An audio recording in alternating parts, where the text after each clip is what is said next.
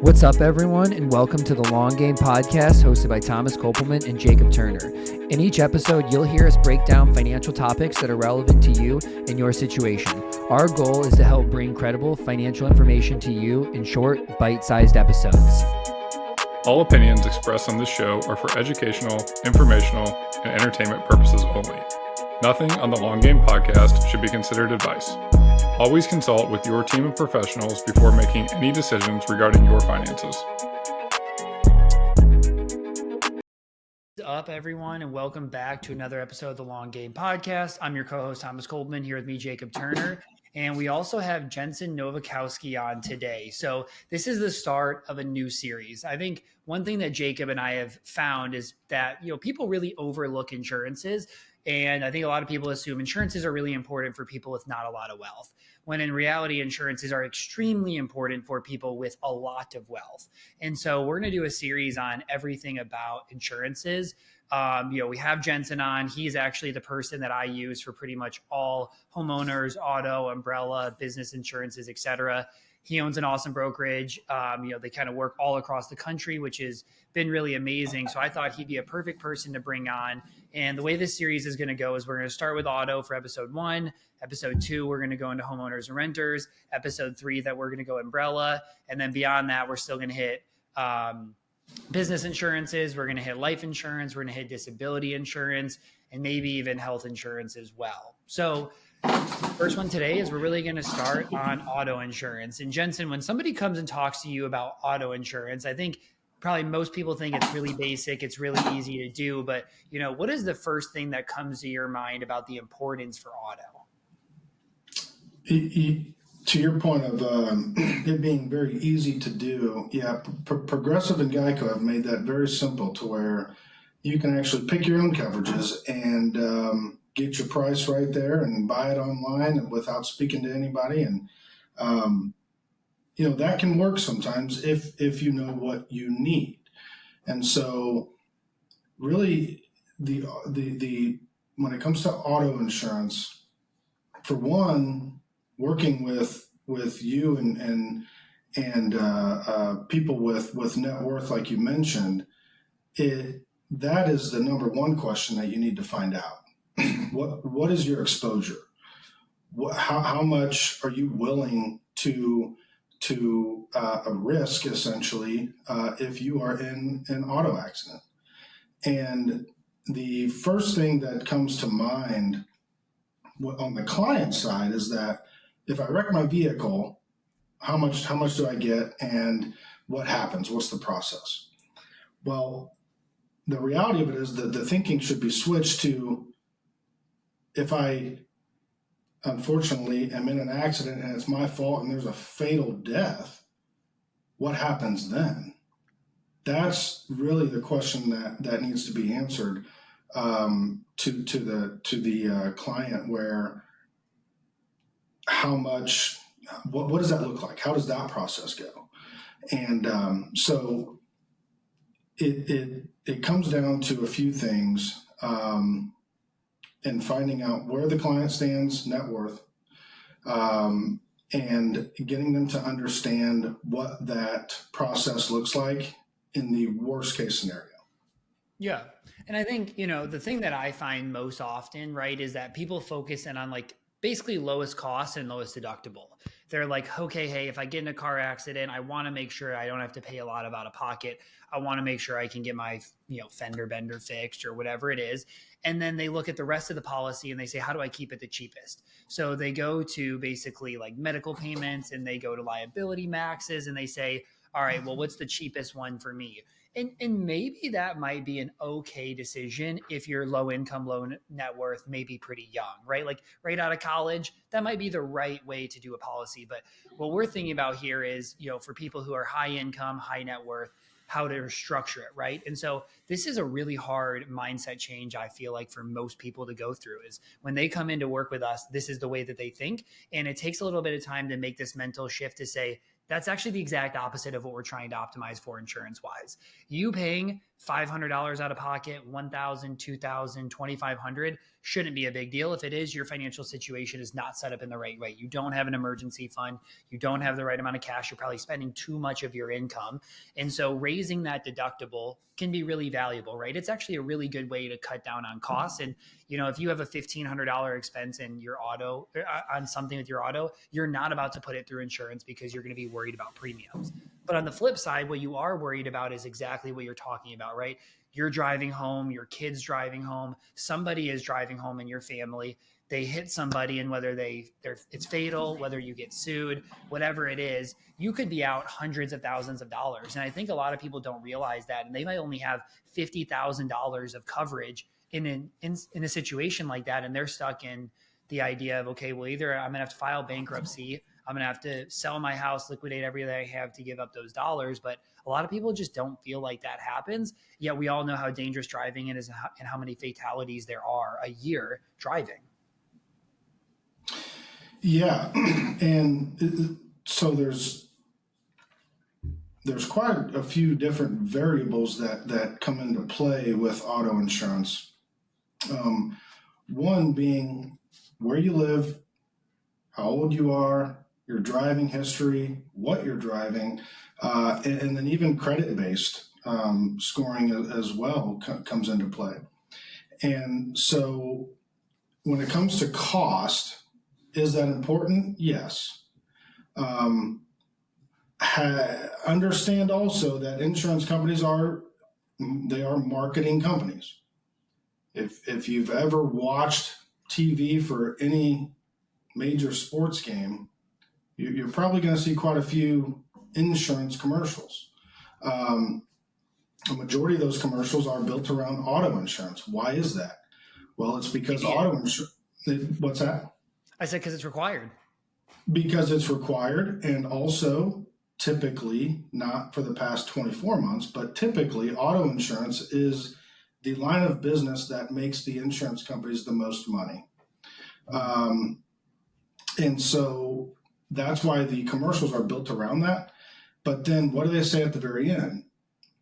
Save premium, bundle, do these things. It's all premium based. It's not necessarily coverage based. And so the idea behind auto insurance is there's only 5 to 6 fixed coverages, and then there's all kinds of endorsements. But the idea is, like you just said, if you are willing to take a little more risk transfer as far as a higher deductible, you're not likely to turn in that $700 claim when you have for one, you're not going to turn in a $700 claim when you have a $1,000 deductible.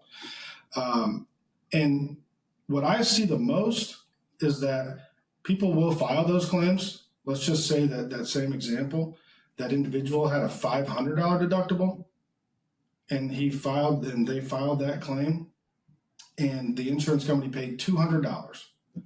Well, the insurance company is now going to charge you more for having that accident or claim. They're going to charge you way more than $200. And so it's just merely the advice of claims, I think, comes into play as well. But the structure of the policy, deductible wise, coverage wise,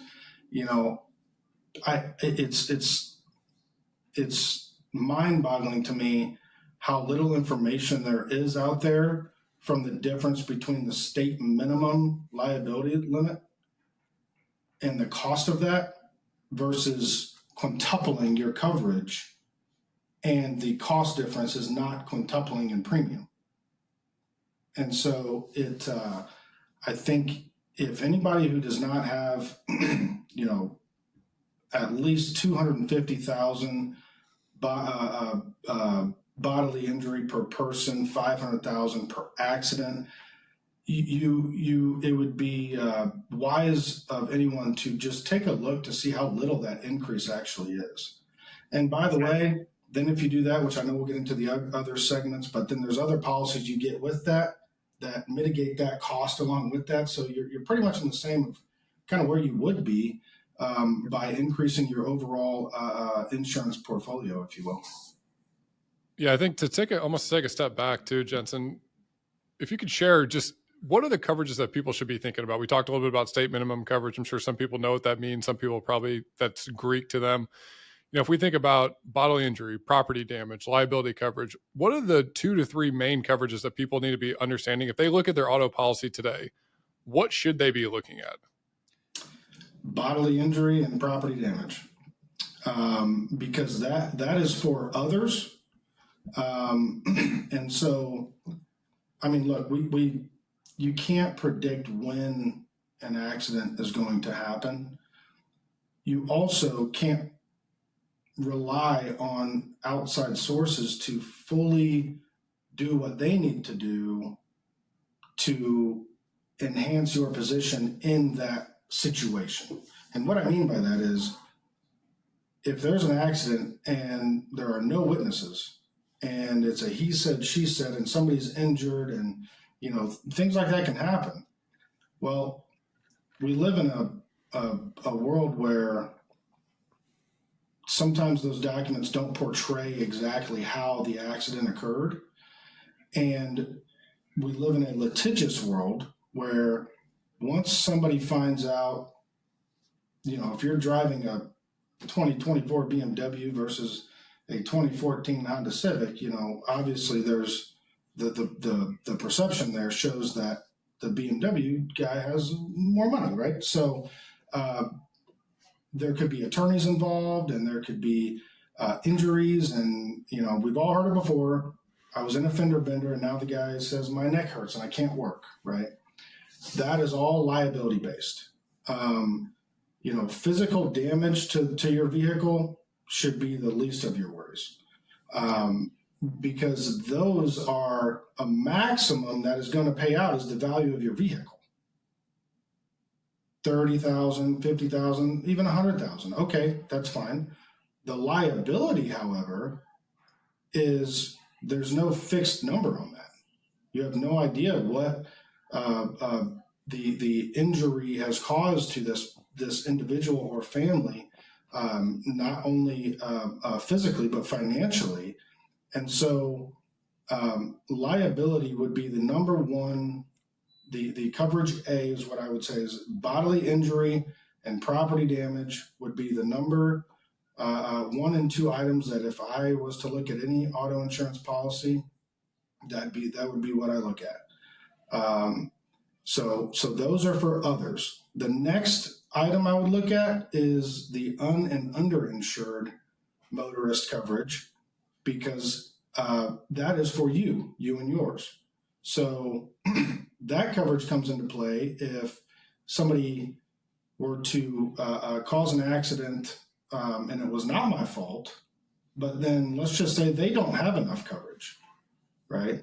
So if they don't have enough coverage, now my policy will cover my injuries and property, and then go back against that individual to get their money back. So some people might say, well, why would I need to increase my liability if I have that coverage? Well, because if typically, not always, but typically, state minimum liability limits can range anywhere from $25,000 per person to $50,000 per accident.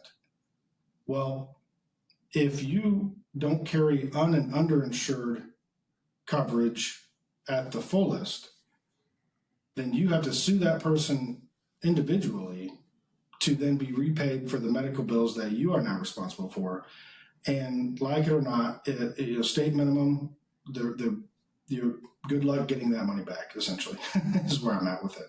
Yeah. And so I don't think the deductibles or the physical damage portion of your policy should be what is important.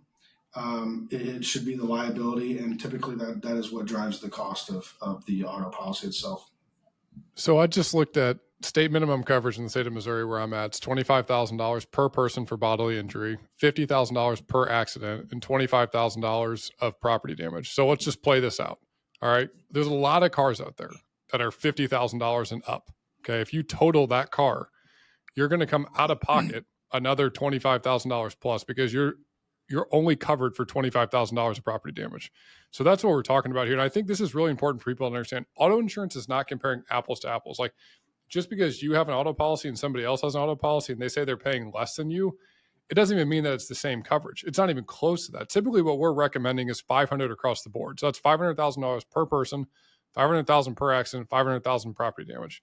Now, for some people, they might say, oh, that's totally overkill. But when you're working with clients that are $10 million of net worth and up, it's a drop in the bucket to make sure that you're covered in the event that the worst possible scenario happens.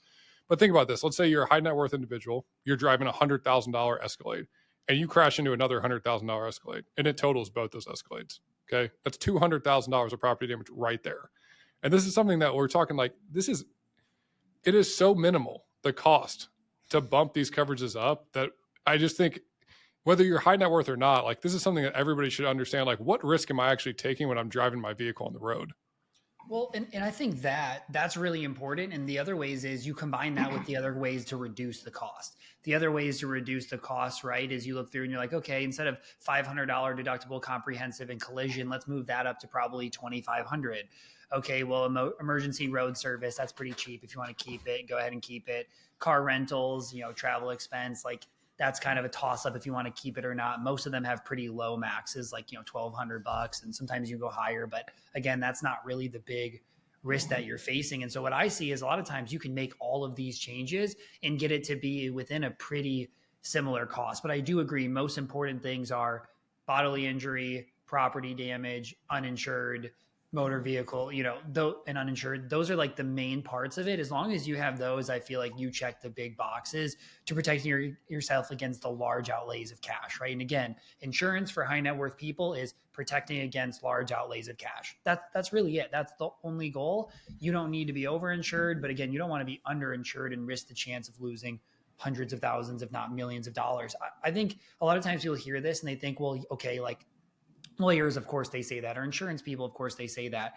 And to be honest, I hadn't come across anybody who had to use this until about a month ago, when I have a new client who they are finishing a lawsuit against them because of a car accident the wife was in.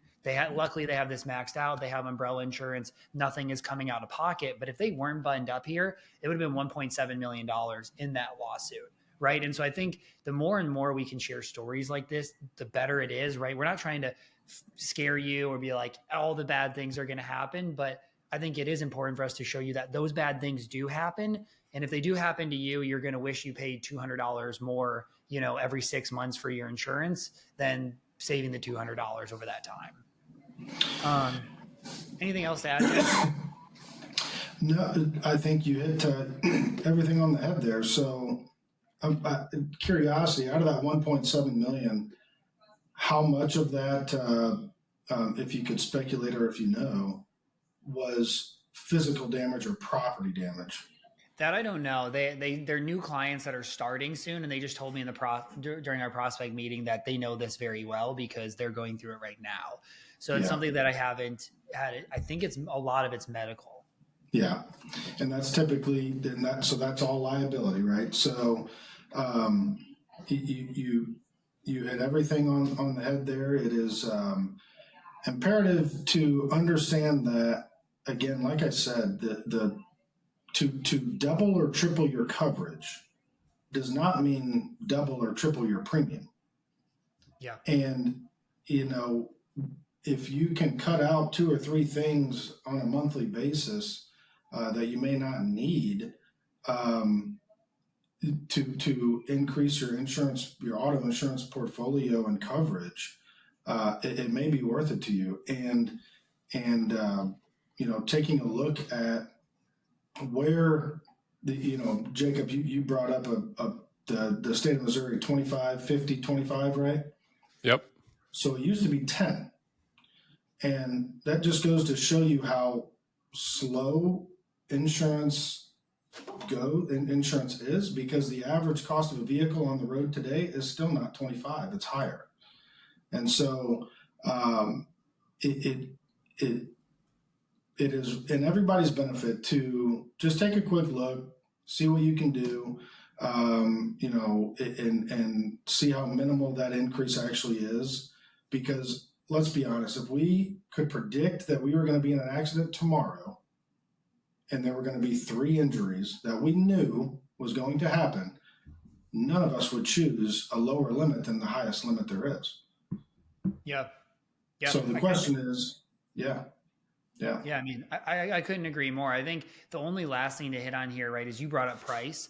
And I think price is important in a certain way. But I think first thing is, what are the things I need to have on my policy? Check them, get that new policy, right? Then you're going to shop carriers, right? That's why you work with somebody who can shop all the carriers, and you say, what's the best price for me and exactly what I need? And then the other way to worry about price is every couple of years reshop these policies, right? They typically are raising you. And what I found is about every 2 to 3 years, if you switch, you end up getting some discount for doing that because they know you're already locked in. You're likely to already stay with that contract. But I think that's really the focus on prices. Get what you need, check all the boxes, focus in on the large outlays of cash, reshop those policies every few years, and you're going to be in a good spot. Absolutely. And things change throughout your life, right? So, if you started a policy when you were 24, it's going to be different when you're 35, when you're 45. The age of your vehicle has gone down, or the age of your vehicle is now older. Maybe you had some driving record situations that are now cleared up, right? There are so many different variables that go into that. But the reality of it is, my parents, I think they had the same insurance company for 30 years. That is long gone.